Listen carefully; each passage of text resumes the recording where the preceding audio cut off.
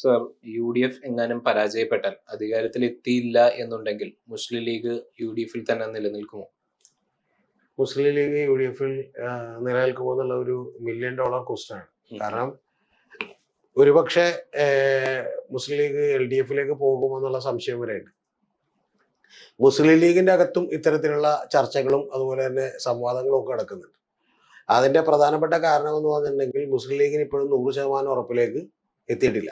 മുസ്ലിം ലീഗിന്റെ ഏറ്റവും വലിയ കൺസേൺ എന്ന് പറയുന്നത് മുസ്ലിം ലീഗ് അവരുടെ ചരിത്രത്തിലെ ഏറ്റവും വലിയ സ്ട്രൈക്ക് റേറ്റോട് കൂടി, നിങ്ങളൊന്ന് ആലോചിച്ച് നോക്കണം, 27 ഏതാണ്ട് 22 സീറ്റുകൾ എന്തായാലും ജയിക്കുമെന്നാണ് അവരുടെ കണക്കൂട്ടൽ. അപ്പൊ അങ്ങനെ 22 സീറ്റുകൾ ജയിക്കുമ്പോൾ വലിയ പെർഫോമൻസിലേക്ക് അവരെത്തുമ്പോൾ പോലും അതിനെ സപ്പോർട്ട് ചെയ്യാൻ പിന്നെ കോൺഗ്രസിന് ആയില്ലെങ്കിൽ പിന്നെ കോൺഗ്രസിന്റെ കൂടെ നിൽക്കുന്നത് എന്തിനാണ് എന്ന് പറയുന്ന വലിയ ചോദ്യം മുസ്ലിം ലീഗിനുണ്ട്. ആ മുസ്ലിം ലീഗ് നേതൃത്വത്തിന് പോലും അല്ല, സത്യത്തിൽ ഇത് അണികളിൽ അപ്പൊ അണികളിലടക്കുന്ന നേതൃത്വത്തിൽ നിന്നും ഇടത്തരം നേതാക്കളിൽ നിന്നൊക്കെ തന്നെ ഇത്തരത്തിലുള്ള ഒരു മിഡ് ലെവൽ നേതാക്കളിൽ നിന്നൊക്കെ ഇത്തരത്തിലുള്ള ചോദ്യങ്ങൾ ഉണ്ടാകുമ്പോൾ മുസ്ലിം ലീഗ് വലിയ ബുദ്ധിമുട്ടിലാവുന്നു.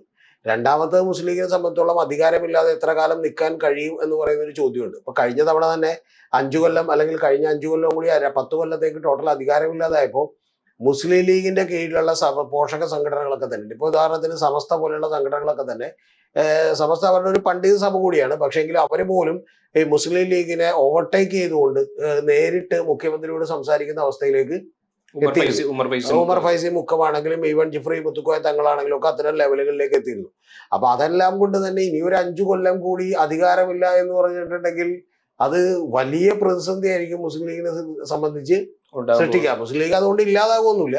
മുസ്ലിം ലീഗ് വളരെ കെട്ടുറപ്പുള്ള സംഘടനയാണ്, അതുകൊണ്ട് അവർ പിടിച്ചു നിൽക്കുമെന്നുള്ള കാര്യത്തിൽ സംശയമില്ല. പക്ഷേ അധികാരമില്ലാതെ ഇനിയും നിൽക്കുക എന്ന് പറയുന്നത് കുഞ്ഞാലിക്കുട്ടി സാഹിബ് അടക്കം നിരവധി ആളുകൾക്ക് ചിന്തിക്കാൻ പറ്റാത്തൊരു കാര്യമാണ്. അപ്പൊ അതുകൊണ്ട് തന്നെ മുസ്ലിം ലീഗിന്റെ പല നിലപാടുകളും നിങ്ങൾ ശ്രദ്ധിച്ചു നോക്കിയിട്ടുണ്ടെങ്കിൽ കാണാം, മുസ്ലിം ലീഗ് വളരെ അഗ്രസീവായി ആരെയും ആക്രമിക്കാറില്ല. പക്ഷെ ഇത്തവണ പോലും മുസ്ലിം ലീഗ് അത്രത്തോളം ഉറപ്പിച്ച് പല കാര്യങ്ങളും പറയുന്നില്ല. മുസ്ലിം ലീഗിൽ അതിലുള്ള കൺസേൺ ഞങ്ങളുടെ പാർട്ടി ഏറ്റവും ഗംഭീരമായിട്ട് ചെയ്യുന്നുള്ള ആ ചെയ്ത് കഴിഞ്ഞിട്ടും നിങ്ങൾ, അതായത് കോൺഗ്രസ് അവരെ സപ്പോർട്ട് ചെയ്യാനായിട്ട് ഒരു 40 സീറ്റെങ്കിലും മേടിക്കുന്നില്ല എന്ന് പറഞ്ഞാൽ പിന്നെ അതുകൊണ്ട് എന്താണ് ഇവര് കൂടെ നിന്നിട്ട് കാര്യം എന്നുള്ളത് ചിന്തിക്കും. പിന്നെ അത് മാത്രമല്ല, ഇത് ഈ മുസ്ലിം ലീഗിനെ സംബന്ധിച്ച് മാത്രമല്ല, ഇപ്പൊ PJ ജോസഫിനെ സംബന്ധിച്ചും മറ്റു ഘടകകക്ഷികളെ സംബന്ധിച്ചൊക്കെ ഉള്ള ഒരു റീതിങ്കിങ്ങിന് വലിയ സാഹചര്യം എടുക്കും. ഞാൻ എൻ്റെ തന്നെ ഒരു ചാനൽ തുടങ്ങിയപ്പോൾ ഞാൻ ആദ്യം ഇട്ട വീഡിയോ മുസ്ലിം ലീഗും BJP-യുമായിട്ട് സഖ്യമുണ്ടായാൽ പോലും അത്ഭുതപ്പെടേണ്ടതില്ല എന്ന് പറഞ്ഞുകൊണ്ടുള്ള വീഡിയോ ആണ്. അതിന്റെ പ്രധാനപ്പെട്ട കാര്യം അത് 2021 തെരഞ്ഞെടുപ്പിന് മുമ്പ് ഞാൻ തുടങ്ങുമ്പോൾ മെയ് 2-ാം തീയതിയാണ് റിസൾട്ട് പറഞ്ഞത്, മെയ് 1-ാം തീയതി ഇട്ട വീഡിയോ ആണ്. അത് തന്നെ അന്ന് തന്നെ മുസ്ലിം ലീഗിന്റെ ഇടയ്ക്ക് ഇത്തരത്തിലുള്ള പ്രശ്നങ്ങൾ ഉണ്ടായിരുന്നു. അതായത് മുസ്ലിം ലീഗ് എന്ത് ചെയ്യും എന്ന് പറയുന്ന ഒരു ചോദ്യം. കാരണം ഈ മുന്നണിയുടെ ഭാഗമായി നിന്നിട്ട് ഇനി അധികാരം കിട്ടൽ എളുപ്പമല്ല എന്ന് പറയുന്ന ഒരു തോന്നലുണ്ടാവും. അതിനോടൊപ്പം നിങ്ങളൊന്ന് ആലോചിച്ച് നോക്കിയേ, ഇത്തവണ അധികാരം കിട്ടിയില്ലെങ്കിൽ കോൺഗ്രസിനകത്ത് ഉണ്ടാകുമ്പോൾ പ്രശ്നങ്ങളൊന്ന് ആലോചിച്ച് നോക്കൂ. കോൺഗ്രസിൽ എത്ര നേതാക്കന്മാർ അവരോടൊപ്പം വീണ്ടും കണ്ടിന്യൂ ചെയ്യും, എത്ര പേര് അതിനകത്ത് വീണ്ടും കോൺഗ്രസിനെ തിരിച്ചു കൊണ്ടുവരാൻ വേണ്ടി നിൽക്കും? ഇതൊക്കെ വലിയ ചോദ്യമാണ്. അപ്പൊ ആ ചോദ്യം ഉള്ളത് കൊണ്ട് തന്നെ മുസ്ലിം ലീഗ് ഇതിൽ വലിയ സമ്മർദ്ദം നേരിടാൻ പോകുന്ന ഒരു കക്ഷിയാണ്. ആ മുസ്ലിം ലീഗ് ഒരുപക്ഷെ ഇടതുപക്ഷത്തേക്ക് പോയാൽ പോലും അത്ഭുതപ്പെടേണ്ടതില്ല. സ്വീകരിക്കൂ കാലത്ത് അങ്ങനെ സ്വീകരിക്കുക നിർത്തിയതായിരുന്നു. അല്ല, സത്യത്തിൽ ഇപ്പൊ ഇടതുപക്ഷം സ്വീകരിച്ചാലും വലിയൊരു അപകടമുണ്ട്. കാരണം ഇടതുപക്ഷം അങ്ങനെ സ്വീകരിച്ചിട്ടുണ്ടെങ്കിൽ എന്താണ് സംഭവിക്കാൻ പോകാന്ന് വെച്ചിട്ടുണ്ടെങ്കിൽ നേരെ തിരിച്ച് ഇപ്പൊ UDF-നെതിരെയുള്ള എല്ലാ ആരോപണങ്ങളും തന്നെ LDF-നെതിരെ തിരിയും. പക്ഷെ LDF-ൽ ഒരിക്കലും UDF-ൽ നിന്നിട്ടുള്ള മുസ്ലിം ലീഗ് ആയിരിക്കില്ല. അത് മുസ്ലിം ലീഗിന്റെ നേതാക്കന്മാർക്കും അറിയാം. കാരണം മറ്റേ കോൺഗ്രസിനകത്തുള്ള പ്രശ്നങ്ങളിൽ വരെ ഇടപെടാൻ കഴിയുന്ന, അവിടുത്തെ KPC പ്രസിഡന്റെയും വേണമെങ്കിൽ മുഖ്യമന്ത്രിയൊക്കെ തീരുമാനിക്കാൻ കഴിയുന്ന വലിയ ഒരു അഭിപ്രായത്തിന് വലിയ പ്രാമുഖ്യം കൊടുക്കുന്ന ഒരു സംഘടനയാണ് ആര്? ഈ പറയുന്ന UDF എന്ന് പറയുന്നത്. പക്ഷെ അത്ര ഒരു പ്രാധാന്യമൊന്നും ഒരിക്കലും അപ്പുറത്ത് ചെന്ന കിട്ടൂല. CPM-ന്റെ വലിയ മനോഭാവം ഉണ്ടാവും. പിന്നെ CPM-നെ സംബന്ധിച്ചോളം CPI-നേക്കാൾ വലിയ കക്ഷിയായിട്ട് മുസ്ലിം ലീഗ് മാറും എന്നുള്ളൊരു പ്രശ്നമുണ്ട്. അത് CPI-ക്ക് വലിയ തോതിലുള്ള പ്രശ്നങ്ങൾ ഉണ്ടാക്കും. ഇത്തരത്തിലുള്ള വലിയ പ്രശ്നങ്ങൾ അവർ അഭിമുഖീകരിക്കേണ്ടി വരും. പക്ഷെ അത് മാത്രമല്ല ഏറ്റവും പ്രധാനപ്പെട്ട പ്രശ്നം, അപ്പൊ രാഷ്ട്രീയത്തിൽ ഒരു വലിയ ഷിഫ്റ്റ് ഉണ്ടാവും.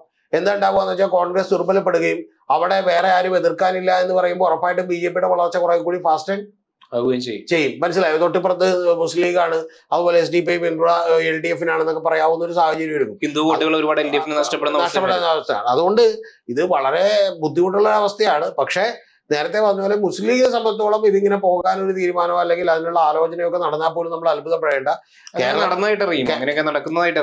തീർച്ചയായിട്ടും അവരെ സംബന്ധിച്ചോളം ഇപ്പൊ കഴിഞ്ഞ അവരുടെ ഏറ്റവും വലിയ കൺസേൺ എന്ന് വെച്ചാൽ കോൺഗ്രസിന്റെ പിടിപ്പുകേട് കൊണ്ടാണ് ഇത്തരത്തിലുള്ള നഷ്ടങ്ങൾ ഉണ്ടാകുന്നത് എന്നുള്ളതാണ് അവരുടെ ഒരു ഏറ്റവും വലിയ കണ്ടെത്താൻ. മനസ്സിലായി? ഇപ്പൊ തന്നെ നിങ്ങളൊന്ന് ആലോചിച്ച് നോക്കൂ. ഇപ്പൊ 15,000-ലധികം വരുന്ന വോട്ടുകൾ നേടാൻ കഴിയുന്ന ഏറ്റവും ഇപ്പൊ പാലക്കാട് അടക്കം എടുത്തു വെച്ചിട്ടുണ്ടെങ്കിൽ മലബാറിലെ ജില്ലകൾ എടുത്തു വെച്ചാൽ 60 സീറ്റുകളിലായിരുന്നു 30, 35, 37 സീറ്റുകൾ മറ്റേ ഇവർക്കുണ്ട്. ആർക്ക്? UDF-നുണ്ട്. ആ സീറ്റുകളിൽ പക്ഷെ പ്രധാനപ്പെട്ട പ്രശ്നം എന്താണെന്ന് വെച്ചിട്ടുണ്ടെങ്കിൽ മലബാറിലെ ഒരു റീജിയനിൽ എടുത്തു വെച്ചാൽ 60 സീറ്റുകൾ. ഞാൻ പറഞ്ഞത് ഇപ്പൊ ജില്ലകൾ ഏതാന്ന് ഞാൻ പറയുന്നില്ല. അപ്പൊ അതിൽ ഏറ്റവും പ്രധാനപ്പെട്ട കാര്യം 37 സീറ്റുകൾ. അതിൽ തന്നെ പക്ഷെ 15, 16 സീറ്റുകൾ ആരുടെയാണ്? മുസ്ലിം ലീഗിനാണ്. ഇപ്പോഴും ഈ ഇപ്പൊ തെരഞ്ഞെടുപ്പിലേക്ക് നിങ്ങൾ പോകുമ്പോഴും ഈ ലോക്കൽ ബോഡി തെരഞ്ഞെടുപ്പും പാർലമെന്റ് തെരഞ്ഞെടുപ്പും ഒക്കെ വെച്ച് നോക്കുമ്പോൾ ഏതാണ്ട് ഒരു 15,000-ന് മുകളിലുള്ള 27 ഷുവർ സീറ്റുകൾ UDF-നുണ്ട്. പക്ഷെ ആ 27 ഷുവർ സീറ്റുകളിൽ 15 ആരുടേതാണ്? മുസ്ലിം ലീഗിനാണ്. 2 മാത്രം കേരള കോൺഗ്രസിന്റെ, ബാക്കി 10 കോൺഗ്രസിനുള്ളൂ. അപ്പൊ കോൺഗ്രസ് അങ്ങനെ വലിയ തോതിൽ ഡാമേജ് ഉണ്ടായിക്കൊണ്ടിരിക്കുകയാണ്, ഡിറ്റോറിയേറ്റ് ചെയ്തുകൊണ്ടിരിക്കുകയാണെന്ന് പറയുന്ന ഒരു കാര്യത്തിന് ആക്കം കൂടും. ഇനി മറ്റൊരു കാര്യം കൂടി പറയാം. ഇത് മുസ്ലിം ലീഗിന് അറിയാവുന്ന കാര്യമാണ്.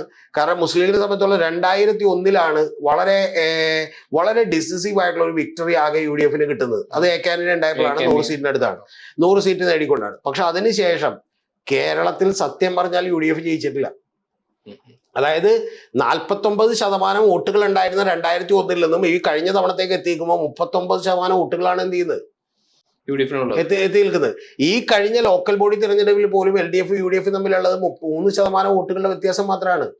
മനസ്സിലായി? പാർലമെന്റ് തെരഞ്ഞെടുപ്പിൽ ഏതാണ്ട് 10%-ത്തിലധികം വ്യത്യാസം ഉണ്ടായിരുന്നു, 10-12% വ്യത്യാസം ഉണ്ടായിരുന്നു. ആ വ്യത്യാസം നിലനിർത്താൻ UDF-ന് ഇപ്പോഴും കഴിഞ്ഞിട്ടില്ല. പക്ഷെ മുസ്ലിം ലീഗിന് ഇതുകൊണ്ട് മാത്രം തീരുമാനം എടുക്കാനും പറ്റില്ല. കാരണം പാർലമെന്റിലേക്ക് വരുമ്പോഴത്തേക്കും അവർ വലിയ പെർഫോമൻസ് കാഴ്ചവെക്കുന്നുണ്ട്. പക്ഷെ എങ്കിൽ പോലും സ്റ്റേറ്റ് ലെവൽ പെർഫോമൻസ് ഇല്ലാതെ ഒരു പാർട്ടി എത്ര കാലം മുന്നോട്ട് പോകും? അതും ഇപ്പൊ ഞാനും താങ്കളും കൂടിയിട്ട് ഒരു പാർട്ണർഷിപ്പ് നടത്തുകയാണ്. അതിൽ ഞാൻ എൻ്റെ എഫേർട്ട് എല്ലാം ഇട്ട് ഞാൻ അതിഗംഭീരമായിട്ടുള്ള പെർഫോമൻസ് കാഴ്ചവെച്ചിരിക്കുന്നു. പക്ഷെ അപ്പൊ താങ്കൾ ഒട്ടും തന്നെ പെർഫോം ചെയ്യാത്തതുകൊണ്ട്, താങ്കളൊരു മീഡിയം ലെവലിൽ പെർഫോം ചെയ്താൽ കുഴപ്പമില്ല. താങ്കളൊരു മോഡറേറ്റ് ആയിട്ടുള്ള പെർഫോമൻസ് പോലും ഇല്ലാത്തതുകൊണ്ട് വളരെ മോശപ്പെട്ട പെർഫോമൻസ് ഉണ്ടായി താങ്കൾ എന്ത് ചെയ്യുന്നു? താഴേക്ക് പോകുന്നു എന്ന് പറഞ്ഞാൽ എത്ര കാലം ഞാനത് സഹിക്കും? വലിയ ചോദ്യമാണത്. അതുകൊണ്ട് ഇത് LDF-ലേക്ക് പോകില്ല എന്നുള്ളതല്ല, പക്ഷെ അത്തരം ചിന്തകൾ, അത്തരത്തിലുള്ള ചർച്ചകളൊക്കെ തന്നെ ഒരു പക്ഷേ അപ്പോഴും കേന്ദ്രത്തിൽ അവർ എന്ത് ചെയ്യുന്നുള്ളതാണ്. അപ്പോഴും കേന്ദ്രത്തിൽ കോൺഗ്രസിനെ സപ്പോർട്ട് ചെയ്യേണ്ടി വരില്ല. എപ്പോഴും UPA മുന്നണിയെ സപ്പോർട്ട് കേന്ദ്രത്തിൽ സപ്പോർട്ട് ചെയ്യുന്നതിന് അതിനൊന്നും പ്രശ്നമൊന്നുമില്ല. ഇപ്പൊ തമിഴ്നാട്ടില് അങ്ങനെയാണെങ്കിൽ DMK-യുടെ സഖ്യത്തിലല്ലേ കോൺഗ്രസും മുസ്ലിം ലീഗും CPM ഉള്ളത്. CPM ഉണ്ടല്ലോ. അപ്പൊ അതിനൊന്നും വിഷയം ഉണ്ടാവില്ല.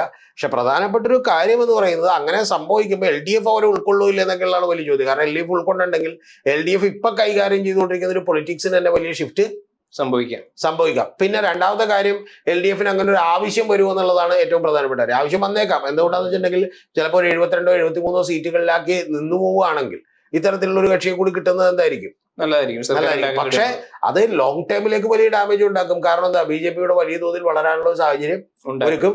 അതോടൊപ്പം കോൺഗ്രസ് ഇവിടെ ഇല്ലാതായി പോകുന്ന സാഹചര്യവും ഉണ്ടാവും. കാരണം മലബാറിലെ എത്ര മേഖലകളിൽ കോൺഗ്രസ് എന്ത് ചെയ്യും? ജയിക്കുമെന്ന് പറയുന്ന ഒരു തോന്നൽ വലിയ തോതിലുണ്ട്. കാരണം മുസ്ലിം ലീഗിന്റെ വോട്ട് കിട്ടാതെ, അവരുടെ സപ്പോർട്ട് ഇല്ലാതെ എത്ര സീറ്റുകൾ ജയിക്കും? ഇനി അത് പോട്ടെ, ഇങ്ങനെ കോൺഗ്രസ് അവിടെ ജയിക്കില്ല എന്നുള്ള ഒരു കാര്യം, തെക്കൻ കേരളത്തിൽ ജയിക്കാനും പറ്റില്ല.